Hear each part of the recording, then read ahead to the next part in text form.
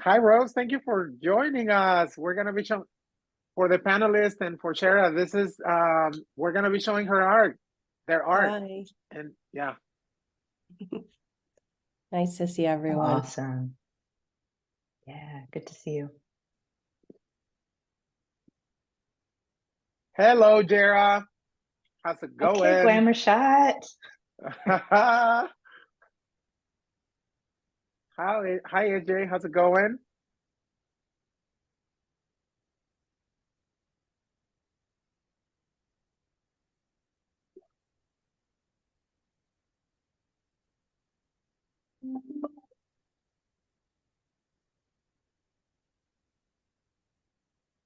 Hello. La vida es un carnaval. That is correct. Hey, Shana, welcome. Hello, thank you.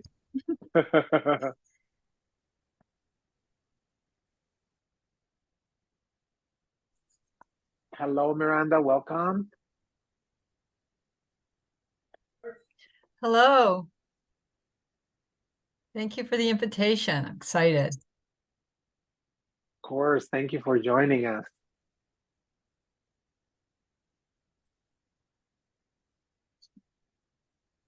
Erin, welcome. Christina, welcome. Hi, Chicago. Thanks for being here. Chicago, thank you for being here. Good to be here. Good morning, afternoon. Yeah. Oh, Chris. Hi, Chris. Glad you're here.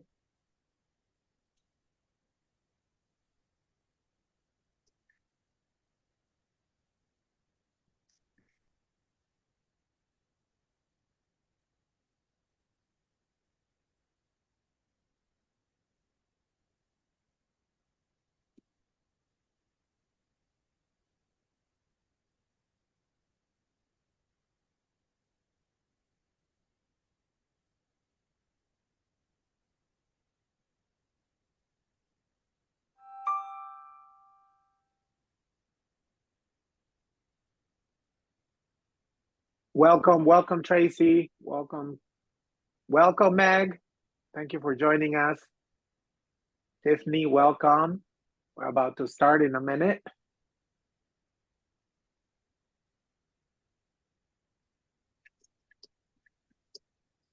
Yeah, and as you're coming in, the welcome question reads on the screen.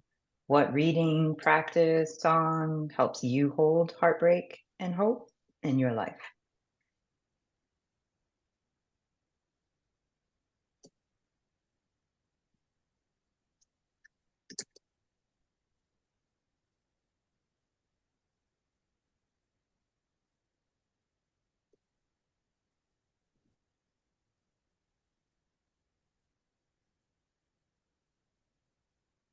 Hi, Hoya, hi, Cara. Welcome.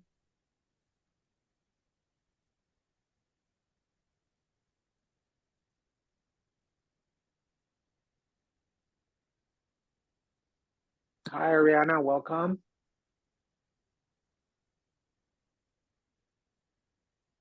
Jill Scott. I like that one too, Kelly. Mm-hmm.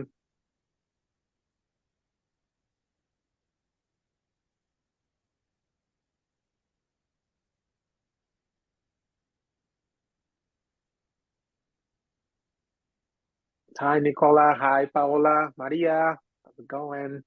Welcome, everybody. Janelle Monet's in the house. Yeah. Mm-hmm. Always.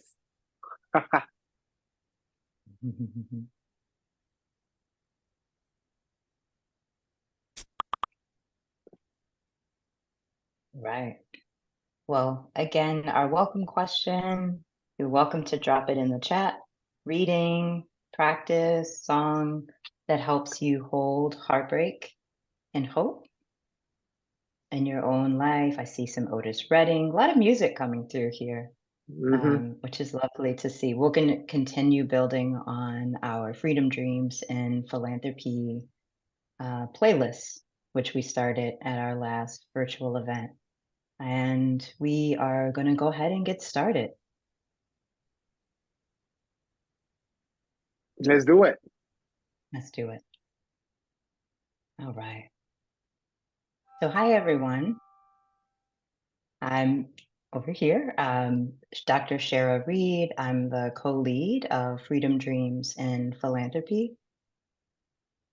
And we're a collaborative of social sector professionals who are really lifting up and reclaiming the tradition of freedom dreaming that was offered to us over a century ago by free Black thinkers coming from a long lineage of social movements in the US and in the global South.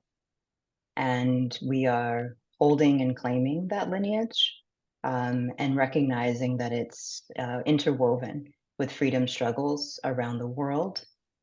The capacity to freedom dream is not something we have to earn, but it is something that we sometimes have to reclaim and recognize. And so in our work, we are anchoring and freedom dreaming as praxis, as reflection, as action, as something that is continual across time and space.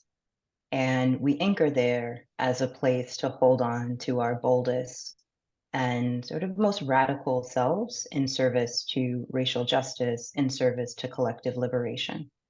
And our work is really focused on the philanthropic sector. People who work in the philanthropic sector, leaders, people in the mid-level of organizations, people who feel compelled and called in.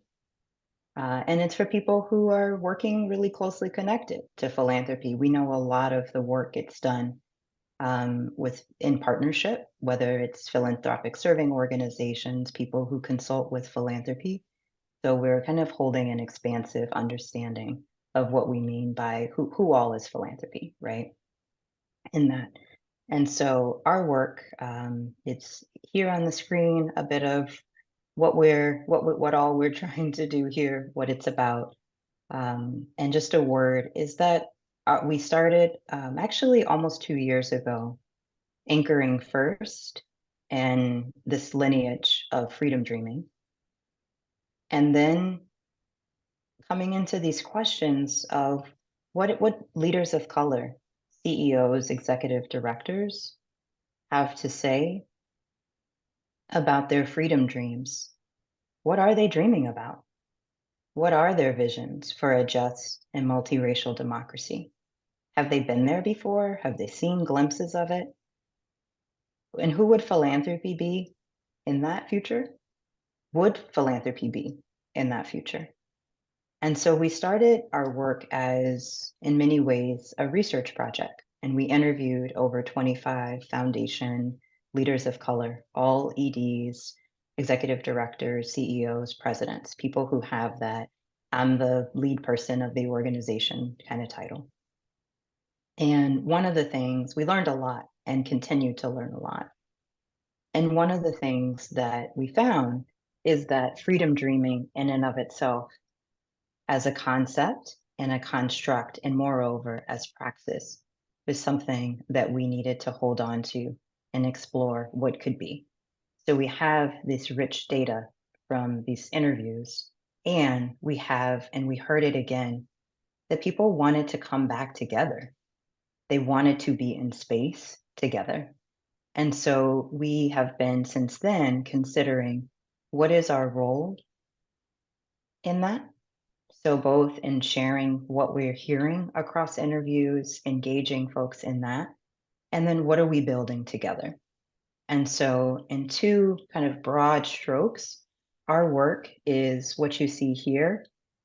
It's about growing our souls. And so we take a cue from the late visionary in Detroit, Grace Lee Boggs, who famously talked about growing our souls. And that is, in some ways, responding to the industrialization of the 20th century, right? At a time, think about Detroit, and I'm here actually from really right out in southeastern Michigan, while the big three automakers, the UAW is on strike.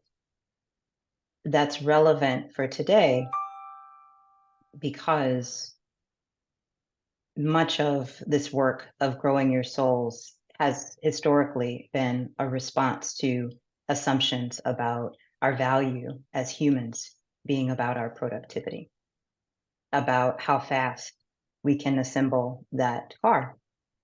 Are you responsible for the right axle? Will you need to, if you want to raise, do a little faster, right? Your productivity is your value. And Grace Lee Boggs brought us and offered us that the deeper work, the work that binds us together, that matters when we're trying to shape the future that we want to leave to the generations after us, is the work of growing our souls. And so we heard again and again in our interviews, and this is a quote from one of our interview participants. It's really beautiful and in many ways encapsulates part of what we are trying to cultivate in our work together, which this person says, I'll just read it quickly. It's my view that if philanthropy, particularly progressive philanthropy, is to fulfill its promise, folks who look like me and you, rather than checking our spirituality and our ancestral roots at the door, we need to channel them into what we do, right? So that is a whole nother way of understanding value beyond producing as the assumption, right, of the 20th century and all the things. And then the second piece on the next slide is about really being our boldest selves. And so one of our interview participants spoke about this. Actually, a number of people did. We lift up one illustrative quote here. And this person says, look, my ambition is to try to get as many people to live into their purpose and into their power. Because once we get people to do that work, then all of a sudden things shift and change in ways that we never can imagine. And so our work is also about really holding space and cultivating the practice of being our boldest selves. And that's why we call this work a collaborative, because we recognize that my bold self needs to see and hear and value your bold self for what we're trying to collectively vision, create. And we know that iteratively, that is how we make progress. We have to keep at it. And so today, with our event, and if you're watching, whenever you're watching, where you are, Heartbreak and Hope, what we're doing is lifting up one of the big themes we heard over and again across our research. And we are lifting up that heartbreak and hope is not a continuum. It's not an either or in the way that we heard it. This is staying with the interviews. It's the same person. It's I hold heartbreak and hope. You hold heartbreak and hope. We hold heartbreak and hope. We're not trying to be, as if you watch Queer Eye, we're not trying to be American happy, right? And say, you can have a little bit of heartbreak. We're trying to make you stay at hope, and it's only hope, right? I'm always fine. I'm good. I'm good. I'm good. We're naming heartbreak and hope is inside us. And we want to explore, so what about that? And we're joined here today by a brilliant visionary leader, Dr. Gabriela Alcalde. And so we're going to do our introductions. We have some offerings for you, and we're going to get into it. And we invite you throughout to please join us in the chat. We're going to have some discussion time as well. And we're just so glad you're here. So it's like a dream come true that you are here today and that you are watching whenever you're watching or listening in. So thank you. And again, I'm Dr. Shara Reed, co-lead at Freedom Dreams and Philanthropy. I would describe myself as a light-skinned Black woman, middle-aged and youthful, I always chuckle there. I just had a birthday, so a little 1 year less useful, perhaps. Somebody write Or in the more. chat, no, you look young or something. Do something. I need an affirmation. Thank you, Vicky. Yes, thank you. I appreciate that. I am here in southeastern Michigan on Ojibwe Anishinaabe land. And I am really happy to introduce my colleague, Efrain Gutierrez, next. Hello, everyone. This is Efrain Gutierrez. Hola. I hope you're all well. I use he and they pronouns, and I'm in San Francisco in Ohlone land, and I'm excited to get into it. So I'll pass it back to Shara for now. Yes. And let's see. Gabriela, will you introduce yourself and say hello? Yeah. Hello, hola. I am Gabriela Alcalde. She, her, ella. I'll describe myself as a unapologetically 50-year-old Peruvian woman with light olive skin, long brown yet increasingly gray hair. And I'm wearing glasses, and you can see lots of art behind me in my home office. And I'm just so happy to be here. It is a dream come true. Thank you. So we are about to get into it, into the discussion. So just to say with a little bit of a finer point, what we're going to be up to today. We're here to, in part, kind of start to digest some of our research findings and do it a little differently than what we recognize as an industry standard, which would be like, where's the report? Can I get my report? Write me a thing, please. And that's not to say that as a team, we aren't writing and won't do writing. But what we learned and what part of our own soul growing work in this is teaching us is that the opportunity is about really engaging and doing some of the digesting and putting it back together. And so we are picking up some of the big themes, big ideas that are emerging from our research and bringing them into conversation with some of those with visionary leaders who have participated in the work, if they wish to share that, and bring it into conversation with everyone who's gathered round. And so, you know, we hope that from this, what needs to grow will grow, right? So this is about heartbreak and hope today. And I want to also just briefly name that we were expecting Crystal Haling, who was the executive director of the Libra Foundation, another brilliant and visionary leader, Black woman. And Crystal had something come up at the last minute and wasn't able to join us today, as life be lifing, right? As we know. And we hope that Crystal will be able to join us at our next event, which we're already starting to plan. So more on that when we get there. And I'm going to pass it back over to you, Efrain. Thank you, Shara. Let's get to it, folks. So, life be lifing. So I want to start us off with some staying into our body and starting to just ground ourselves a little bit into the now and into this moment and this place that we find ourselves. I know that for many of us, and I include myself, there is not only with work but with life, there is many reasons for heartbreak and hope. And I just want to declare this time together as a refuge and as a third space from grind culture, from everything that might be happening in your life. Here in San Francisco, have some smoke from fires. There's family issues happening around us. There might be something that we have to do with work, or some feeling that we're having about something that is not going our way. But in this moment, in this place, right now, we're here together. We are enough.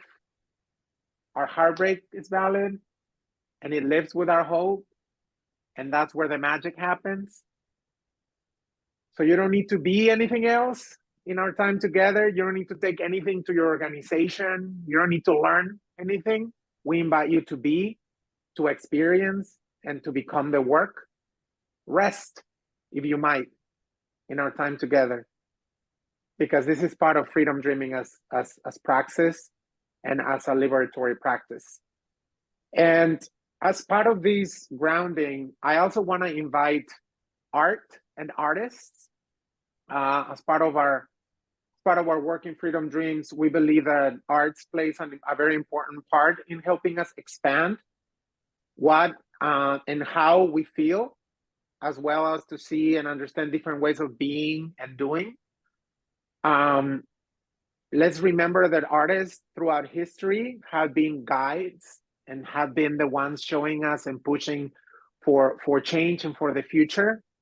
And it's not until modernity and post-modernity that we have replaced those with we had replaced that place in some ways to politicians and celebrities, but it's been artists and art that has inspired the world to do and be different throughout history.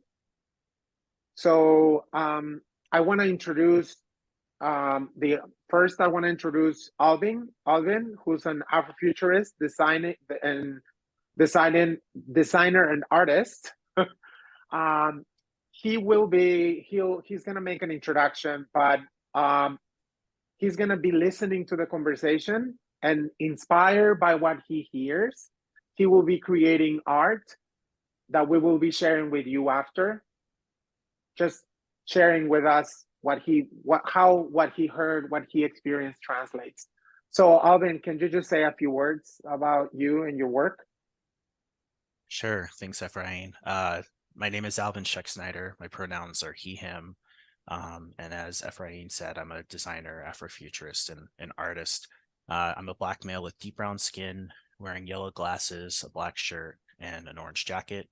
And I'm based in the land of the Council of the Three Fires, the Ojibwe, Odawa, and Potawatomi nations, otherwise known as Chicago.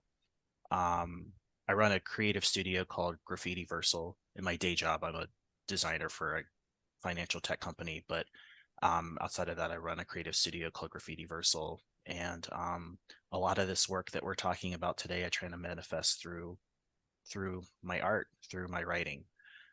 So I'm just thankful, Ephraim, Shara, for the invitation. Excited to be here with you as well, Gabriela. Thank you, Alvin. We are excited to see what you come up with after the event. And so we wanted to do art. We're going to create art together through Alvin. But we also already created some art based on the words and the wisdom of our panelist, Gabriela. And for this, I want to introduce our second artist. I want to introduce, if you want to go to the next slide, I want to introduce the work of queer artist Rose Miyako, who's also joining us today. I wasn't sure that she was going to be able to join us, but thank you, Rose, for joining us.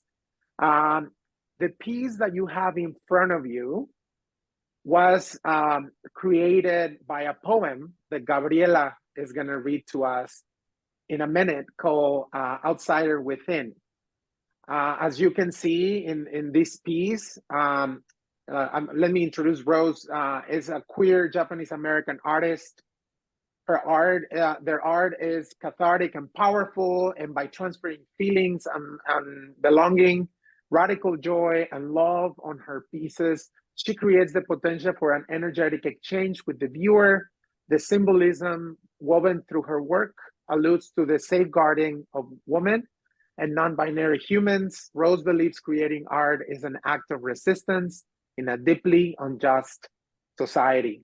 So just take it in, see the art. That we're so grateful that Rose was able to create this piece for us.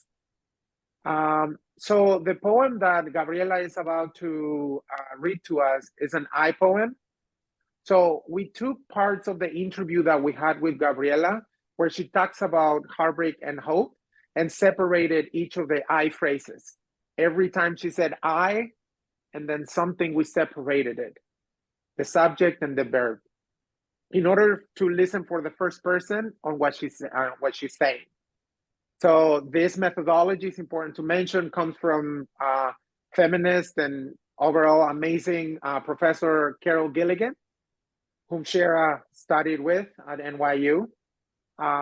So I want to introduce Gabriela again into the space, and I'm going to ask her to share the poem while we still are looking at Rose's art. Thank you, Efrain. And I failed to say that I'm calling from unceded Wabanaki territory, now known as Maine. So I did want to acknowledge that. Outsider within. I made, I had, I have, I can, I chose, I went, I feel, I am infiltrating, I am good at it, I am inside, I don't know, I can, I am here, I am going to do, I can, I still, I find, I am not wealthy. I made, I had, I have, I can, I chose, I went, I feel, I am infiltrating, I am good at it, I am inside, I don't know, I can, I am here, I am going to do, I can, I still, I find, I am not wealthy.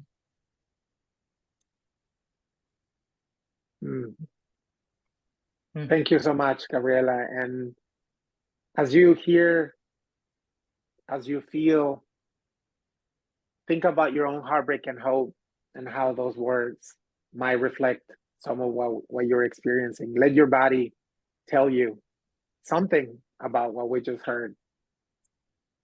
Thank you. And I'm going to pass it back to Shara so we can start our conversation, our discussion. Yeah.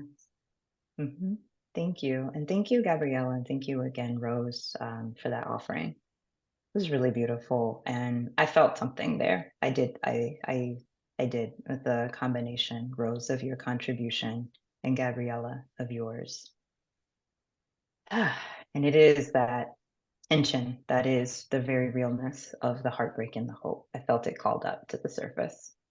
And so our conversation is building on our research finding, one of which is that visionary leaders of color come into philanthropy wanting to do big things for their communities, for communities of color, for people from disinvested communities, however people are hearing community.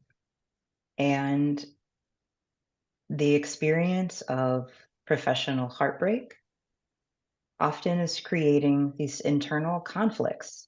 We also heard that described as a crisis of faith. And still, these leaders, the same leaders, are staying the course often in philanthropy because they believe that there's a meaningful role to play. And so we're going to dig into that because it's time. And so our discussion, the way we have this set up, and we did have to adjust a little bit in our approach as we shared earlier, is we're going to hear a lot from Gabriela as a visionary leader leading the Sewall Foundation. We're going to also, Efrain and I will bring ourselves into the conversation as people who both worked inside foundations for a number of years. We are going to bring some of the voices of other folks that we interviewed, other leaders of color, into the conversation as we go. And we're going to invite you into the conversation. So please don't be shy in the chat, whether it's a question, a comment, a plus, a minus, whatever you're feeling. And we'll take it from there, but just trusting that this is the space for us and this is the space that will be what we need it to be today. And so the first question that we have is, what brought you into philanthropy? And related to that, what did you hope would be possible? And Gabriela, I'm going to pass that one to you first. Thank you, Shara. Yeah, I actually love sharing this story.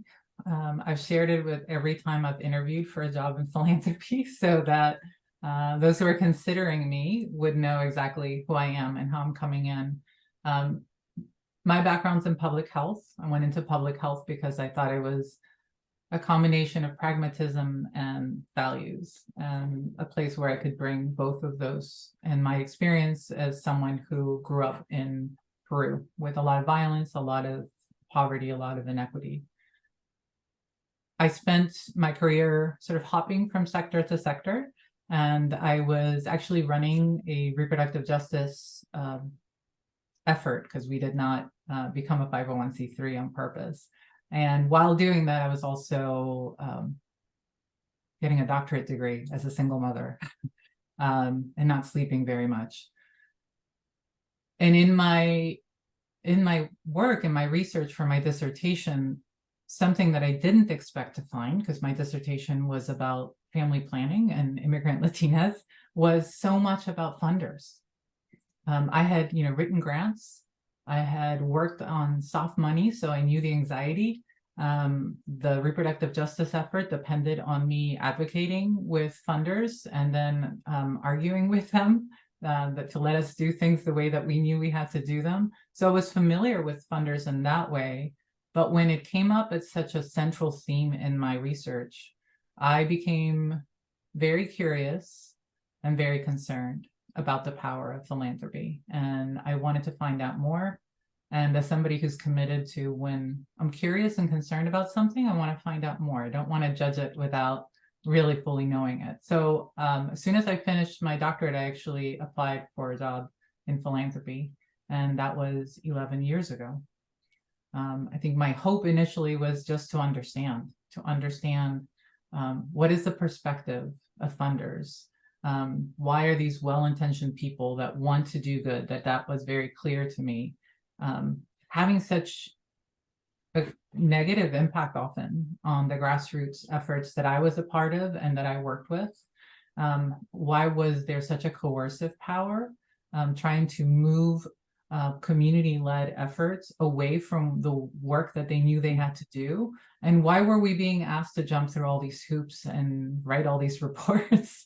So I had a lot of questions I wanted answered. What I found was that there is a lot of hope and potential in philanthropy to be a convener. There are so many resources that other sectors don't have, and that if philanthropy were to really live into the missions that guide foundations and funders and donors, we might actually be able to come together and work towards thriving communities. So that's what keeps me here despite the heartbreak. Well, we're glad you've been willing to stay the course in it. Ephraim, how about you? What brought you to philanthropy, and what were you hoping it would be possible? I'm gonna be brief on this one, because I think when I got into philanthropy, I mean, I moved from Mexico to the United States to get my master's, and I ended up getting an internship at a foundation, and that's basically how I learned that this whole thing existed in the way that it does in the United States. Because in Mexico, philanthropy is growing, but the tax incentives are different. So what you have is mostly corporate giving and some just like paying attention to very specific urgent needs of families with people with cancer or things like that's how when I grew up. Things might be different, a bit different now. But when I came in, I just thought it was like full of possibility. I was like, oh my God, like all these rich people just give money away and you to help other people, and these are jobs that you get. And then I learned the hard way that it all lives in the constructs of patriarchy, late stage capitalism, racism, and misogyny that that the world lives in. So it sits. Even if you think about it, it is one of the sons, daughters, or gender non-conforming child of capitalism, right? Like I have all this excess, I can just give it here, put it here, and kind of like mold it in a certain way. So I had to learn my way into understanding that at the same time that I was understanding the world and understanding. But I think for a long part of my life, I felt I was the one that was broken instead of understanding that all I was doing was like hoping for something better and hoping for not even for more, hoping for more, hoping for honesty, for doing the for really getting into conversations, thinking about how to solve issues, being human. And I was confronted with grind culture. I was confronted with performance, with comparison, with big egos, which is just part of life. So I've been learning my way into what does it mean for us to be different, because we're not selling products. We are not governing. And those things also need different ways of being and doing. But particularly in our work, if we are about what we say we're about, love for humankind, we need to move, we must move differently. And that's kind of where how I walk in and how I've been understanding that no, I wasn't broken or wrong. I was writing a love letter to philanthropy and saying, we could do so much more here. And my presence and my work is trying to be that. I love the love letter. I love that. Thank you. And for me, my what is more of a who. And it was Dr. Lydia English, the late Dr. Lydia English, who was the program director for, at the time, it was called the Mellon, so the Andrew W. Mellon, now Mellon Foundation. She was the program director for the Mellon Minority Fellowship Program in the late 90s, early 2000s, before it became the Mellon Mays Undergraduate Fellowship. And Lydia was the freest Black woman of her generation that I had ever met. Lydia said the stuff that I wanted to be able to say out loud, and I wanted people to listen. And nobody listened to what I had to say. It didn't seem to matter. But Lydia, people listened to Lydia. And I was like, she's naming the future that we need and we deserve. And who is this free Black woman? You know, a generation or a couple generations older than me. But if this is how this happens, this is where you go to support people's freedom. Okay, I guess that's one of the places you could go. And so that's, as a young professional, was in my 20s at the time. Lydia really set the vision for me around what could be. And I also watched many people, my peers, mostly folks of color, in college, recent college grads, like going and studying the humanities and the social sciences and earning PhDs with like a whole lot of support relative to what most people got, because they were part of this fellowship. And I was like, this is amazing. Like, these folks are like living their best lives. Like, they're having a good time with it. I mean, not that it isn't hard, but you can put money behind it. You got this free queer Black woman over here of her generation. Like, what? And then I go to the convening and we're doing the Cupid Shuffle years later. I was like, sign me up. I want to do that job. And so my sense of what could be possible has been, I think, in many ways, like still trying to get back to, but how do we keep doing the practice of freedom part? Like, where's the bold space? I want to get my people together, and I want it resourced well. And then everybody's going to go and do their thing in their space and keep it going. We're going to keep it going, right? And we'll broaden the tent and contract it when we need to, but we're going to keep it going. And I think, you know, Ephraim, this is what the experiences that we just shared are really tracking a lot to what we heard across the interviews. I mean, in part, there was no one path that people took into philanthropy across the leaders we interviewed. But the hope for something big, the hope for the really big thing, for what money as a resource can do, the hope has always been there about what it could be, what it could open up, right? And so I'm going to take us to the next question, and Ephraim actually asked you to get us started there. Definitely. So the next question gets at the heart of our session today. So Gabriela, why don't you share with us what do you hear when you think about heartbreak in philanthropy? What does it feel like or evoke? When you shared that question, I think the feeling was just of massive pressure on my chest. Mm. My youngest child was born by C-section, and I remember during the C-section thinking, feels like an elephant is sitting on my chest. And that's the feeling that came when you said that. It's a very physical, visceral feeling of heartbreak. When I try to put words to it, I think what comes to me is the heartbreak of disconnection. There's a disconnection from the words we say, from the values we hold, and the actions, the way we actually move in the world in philanthropy. There's a disconnection from our values, from each other, from ourselves, disconnection from our roots, from our dreams, from our agency, the agency we have to actually imagine something wildly different. We forget to give ourselves permission. And I think that disconnection is at the root of all heartbreak for me. Anytime I felt disconnected, that's where I find that that heartbreak. I also find that heartbreak is what helps me identify where I need to put my attention.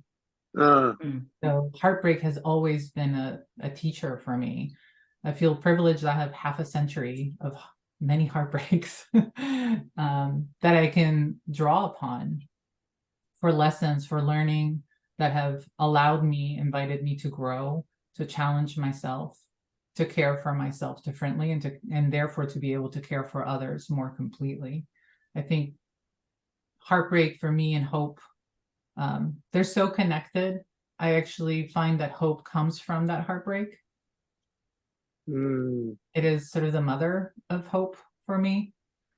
And it is that really beautiful tension of holding it lightly, that holding a heartbreak, and the hope lightly that propels us forward. So when I love that it's a duality that sort of exists together. It's not opposites at all. Yeah. I think I have heartbreak every year. At the end of every year, you know, I close down the foundation, the Sewall Foundation where I work, in recognition of the heaviness that I started this job as CEO of the foundation just a few months before the COVID pandemic. And so I decided we needed to have some downtime. And every year I kind of have to ask myself, okay, how am I? Can I keep going? Because as the title of the poem indicates, I am an outsider. This is not, in Peru, I didn't know what philanthropy was. Did not come from wealth. I am uncomfortable with wealth, frankly. I'm still uncomfortable with money and the monetizing of our dreams, the monetizing of values, of solidarity, and the fact that we have all these hoops we have to jump through. We have these bureaucracies, arbitrary bureaucracies that we have, and that causes constant heartbreak. The heartbreak of having to say no.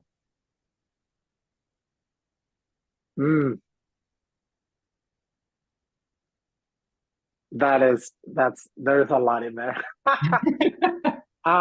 I'll let Shara also jump in here. I think the only so when you were when I think of a word or something, it's very related to what you said about disconnection. I was thinking about dissonance, which is like for me, it's and this is my life. Like I feel like since I was young, I've always been like, why is the world like this? Like, why do young boys act like I don't like? Why are we doing this? And then when I started working, I was a little bit like, okay, but then I start to understand the world in the lens of domination and control, then it makes sense. Like things make sense. But for those of us who, in many ways, inside ourselves, kind of like yearn for something different, there's always been like that dissonance, right? Like that heartbreak for me looks like, but wait, you're saying you want to do this, and then you're doing this, and then you want me to do this thing that might go against my values, and that's just the world. I feel like, but that's the heartbreak, and I love how you're like taking it into how that's what births the hope, because that tells us where to pay attention. So thank you for that. And Shara, you want to share something about this question? Sure. I'll just answer it. So for me, it's the heartbreak. What I hear is like having to spend time on racism, having to spend time on sexism, putting my energy into making myself safe enough so that we can actually have the conversation about the hopeful thing that we're trying to do, is having to spend energy on it. And I'm just sometimes the heartbreak part from my experience inside philanthropy has been, we're at 101. Okay. Right. And then overlaying that with the hierarchy of, okay, we're at 101. I'm not at 101 on this one, to be really clear. I'm ready for the hope, but we're at the 101. And the decision making, the how this is going to go is I got to first make it safe enough to even get to the, oh, wow, okay, that part. That's the part that that's the part that I hear when I hear heartbreak from working inside. And that feeling it's a bit of soul crushing in the sense of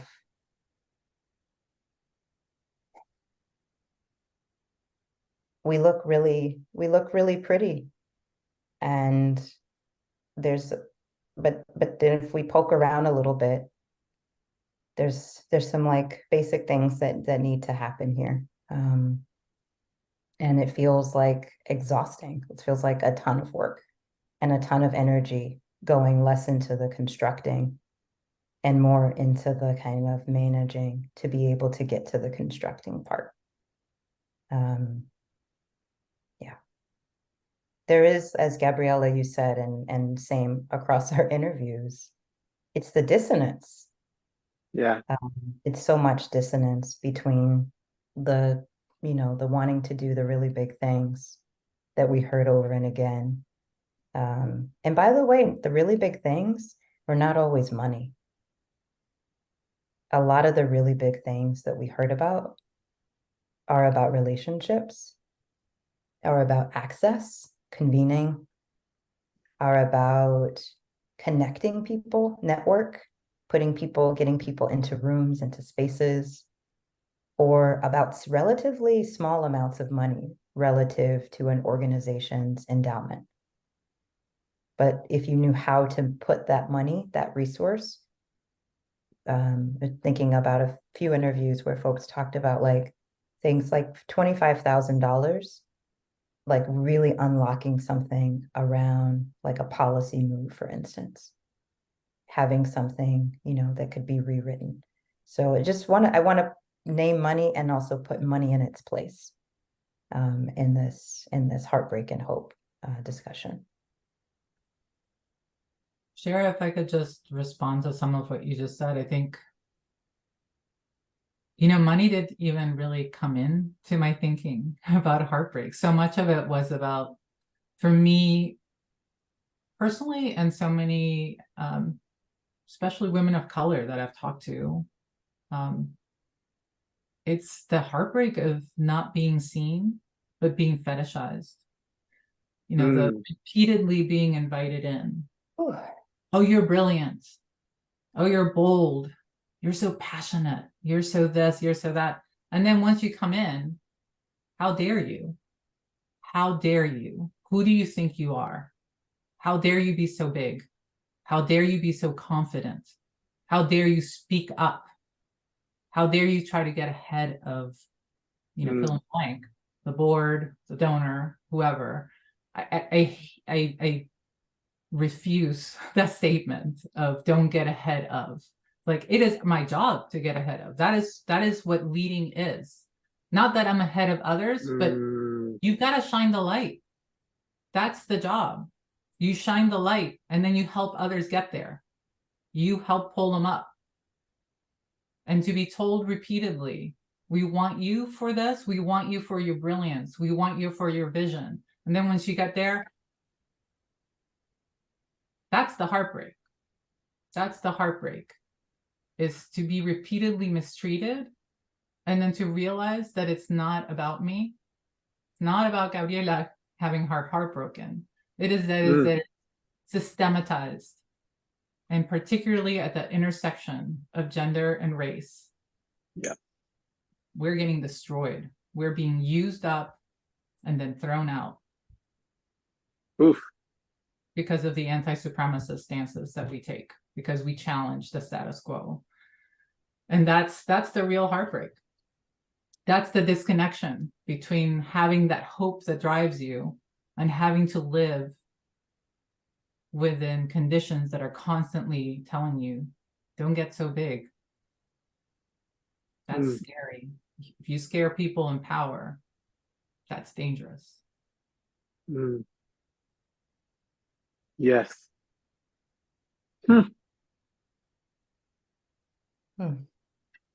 It's really important to put this in the room. Yeah. Thank you all Thank for you. putting it in the room.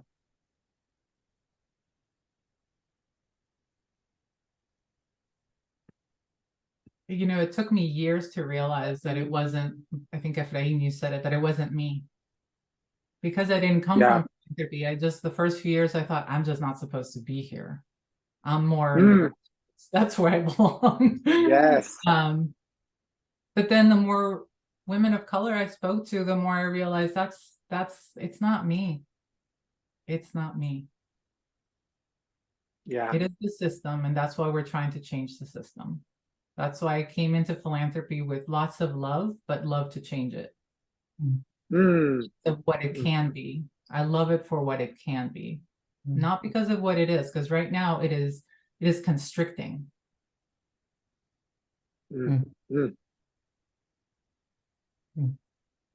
Yeah. How dare you be you? No. But we want you, but how dare you be you? Fully you.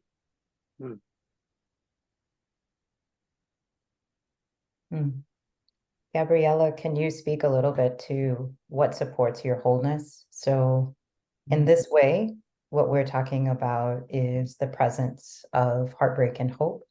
So I'm just going to go back to Carol Gilligan's work for just a moment, because she writes a lot. She's a psychologist, a psychology professor, about the splitting of the psyche, right? And when the psyche is split, it's really hard, is like the punchline, right?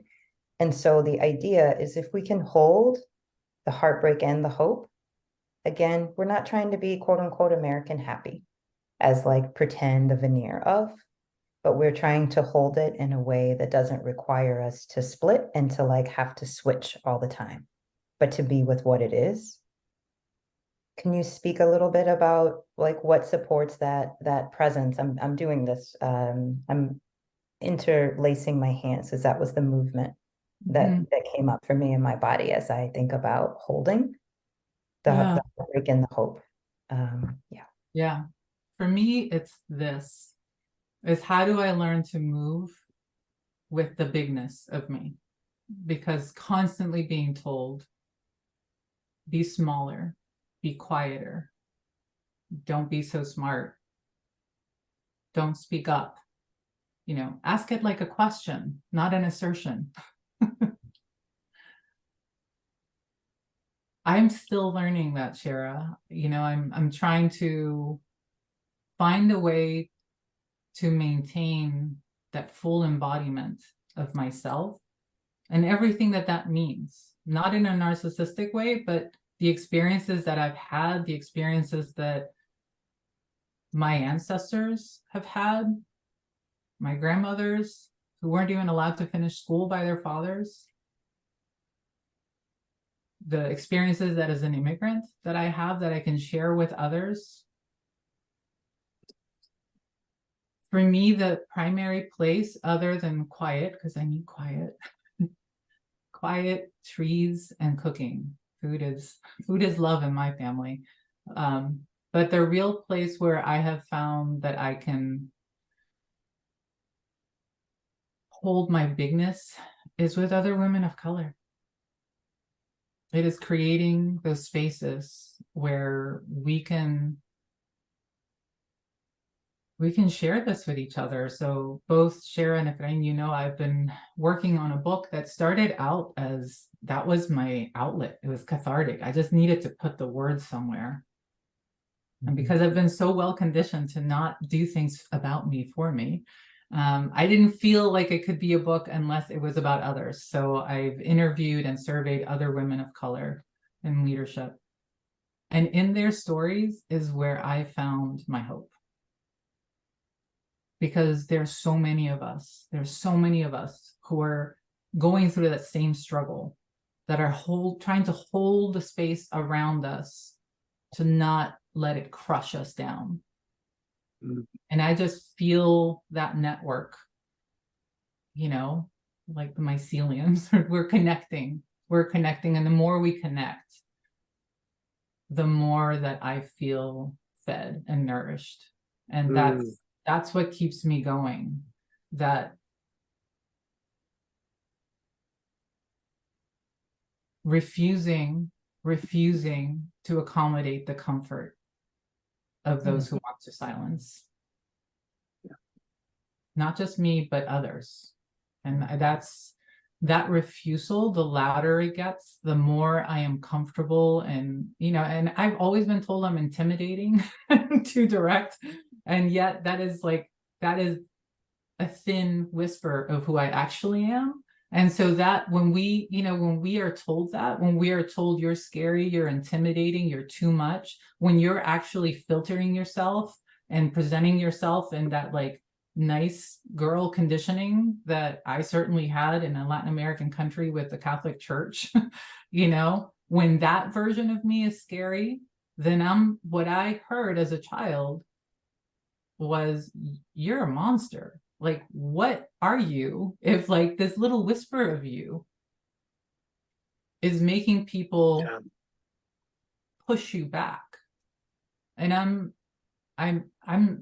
sometimes I'm just horrified. I'm like, oh my God, I'm 50 and I'm still working on this. But I'm just grateful that I'm actually getting to a place where I can hold all of that, all the heartbreak I've had because of it.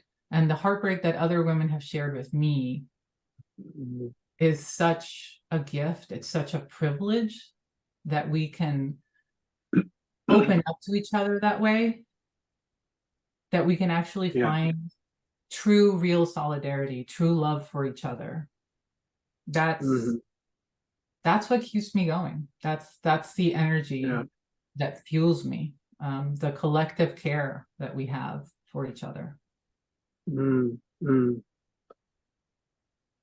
we are 1 minute. I want to suggest that we continue the conversation for those who want to stay and do a bit of Q&A.